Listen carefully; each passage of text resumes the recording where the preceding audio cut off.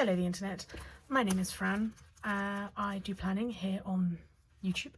I have ADHD, I'm self-employed, I am freelance and I work with lots of different clients and people and different projects. I work in the creative industries. I'm a part-time graphic designer, part-time animator, part-time wedding artist, part-time marketing person for another company. It's a lot, it's all vaguely related.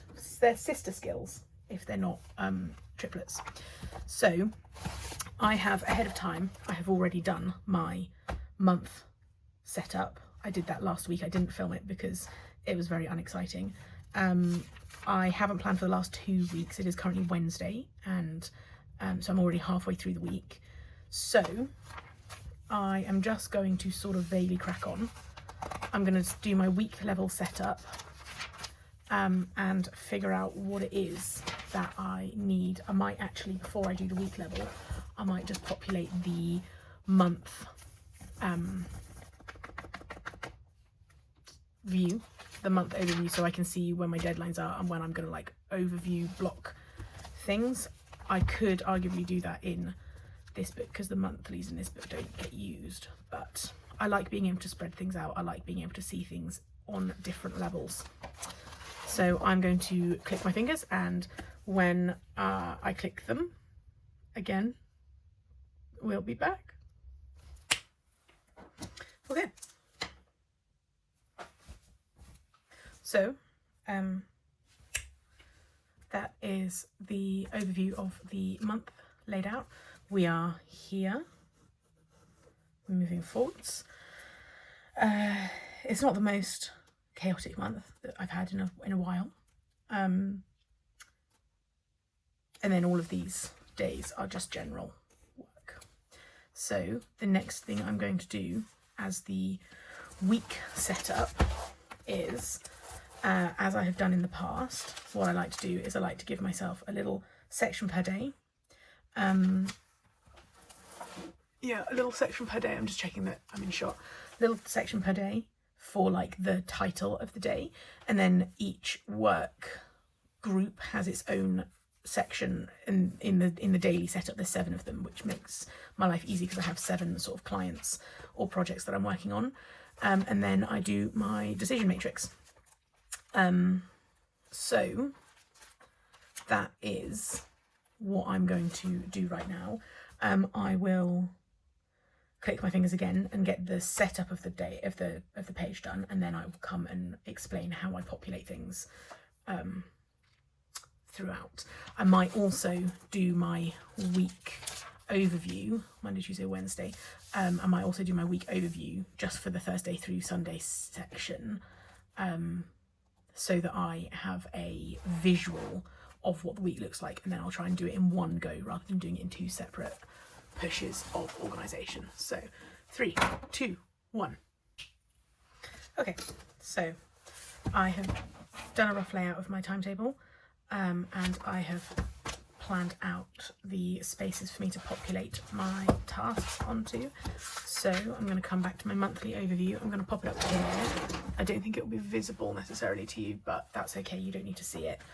The main thing is that I'm going to go through project by project and make sure that I know exactly what I am doing. What I did here was I went through all of the tasks that I've written down on my monthly list, and I went through and I said what needs to be done this week because there's some time urgency, or what do I just want to work on this week to make progress towards all the things on the big list. I'm going to give each of these categories a colour. So I'm going to start with these, and I'm going to put them in the places that they need to go. So I must reply to Sam, I must follow up with Richard and Rianne, I must prepare for the fair. That all, if it doesn't happen this week, that is a problem. And I should write a blog post. So I keep going through everything on the list, and I put them into one of the 4 categories of must, should, need and want. They are based on the Eisenhower matrix. I just don't find that writing the titles out in full actually helps me because I overthink it. So I go more on vibes. So must is urgent and important. It must be done this week. Should is important but not urgent. So I should do it this week. That would be really helpful if I did do it this week. Need is urgent but not important. So I need to get it done this week if it's going to get done at all. And if I don't do it this week, there's no point in doing it at all.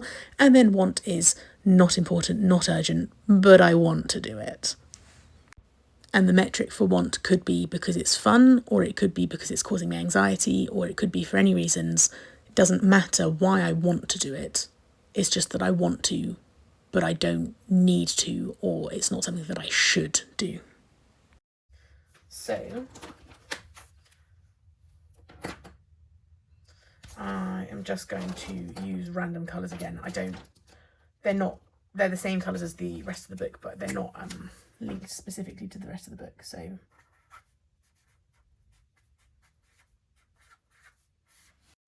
So what I do here is I copy things out onto my daily list so that it's nice and legible and easy to follow along, and I don't have to do any interpretive work on the. I try to look at the time that I have available based on the visual overview of the week and figure out what is a realistic group of activities that I can do.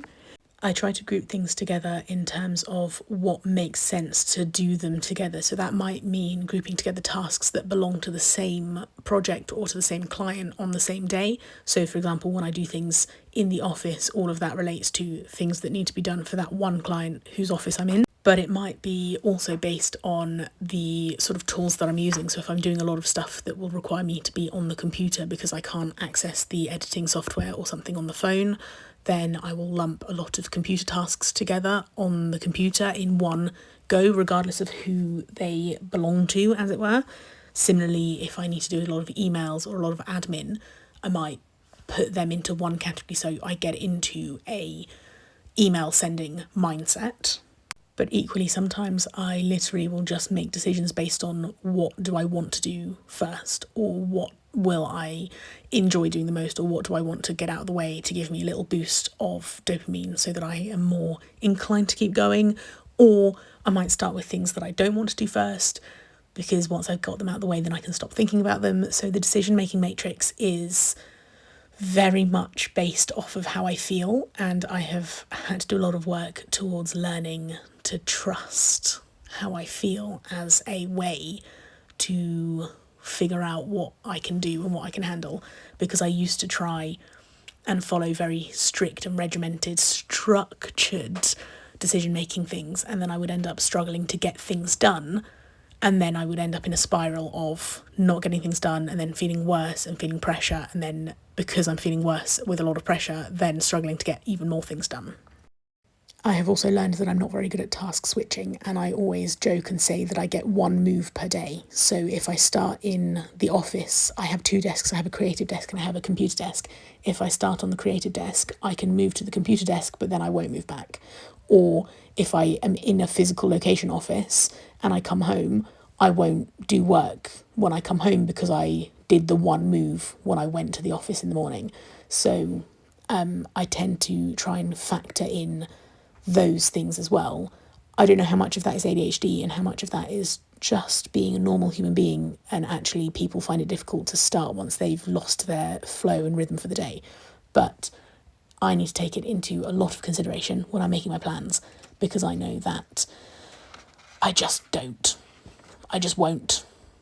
And that's it. All right. I will see you later. Goodbye, the internet.